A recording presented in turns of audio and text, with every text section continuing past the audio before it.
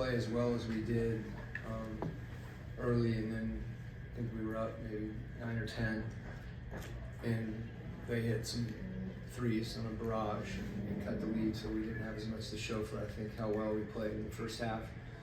And then obviously third quarter of the game got away, and it would have been, I think, really easy given just all the different adversity that was going on in the game tonight, for us to, to give in, and that didn't happen. And obviously, it was a close game down the stretch, and I think that's, obviously down a player or two, all the things that are facing you. I thought we stayed focused on our execution, and that got us back into the game, and it's what allowed us to play well early.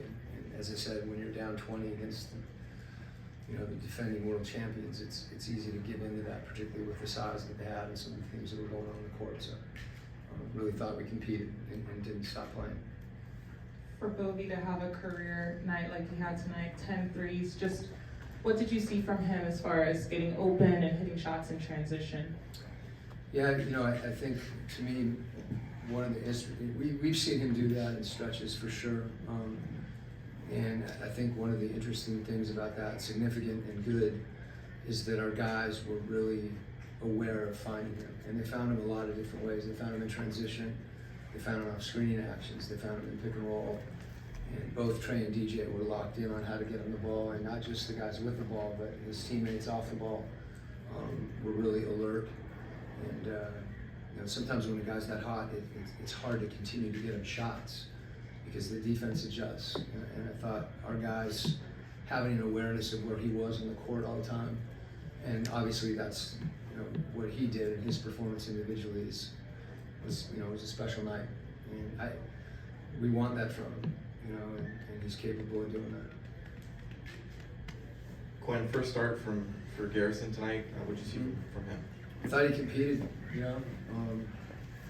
giving up, size on the glass, and he's a competitor, and he mixed it up, and he threw himself into the game. He was aggressive shooting the ball when he was open. He didn't hesitate. He did a really good job. Whether he's starting or he's not, that's what we need from those guys. I think a lot is made of starting, and for him to come in and impact the game like that, whether he's starting, coming off the bench. There was a game he played a minute 36, hit a shot, and I thought impacted the game. So. Okay, I'll be the guy. Can you comment on the sequence of 3 straight technicals and what led to Trey's ejection? I think it's best to let that settle and figure it out afterwards. I can't comment on it. Actually, I'm not sure the sequence of events, and it's hard to hear everything on the other side of the court. So those are things that that get talked about by people that have an impact on it. Coach, what was the conversation like when you guys got the lead down? It was about 20 at one point. You got it down to 10, kept cutting it down. What was the conversation to your team in those moments? We were trying. We were having a really hard time getting stops, and we tried to do a few things that make it a little harder on them and make us more aggressive. But more than anything, it was just keep playing, keep competing. And I thought there was a point in the third where we were passing up some shots.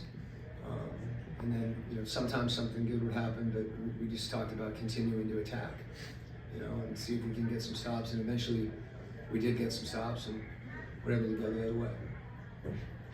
What was the thought with the challenge given on the jump ball, given that it could have gone Denver's way? Yeah, it was a risky challenge. We were thinking that we were going to get the ball around, and we didn't. So you can,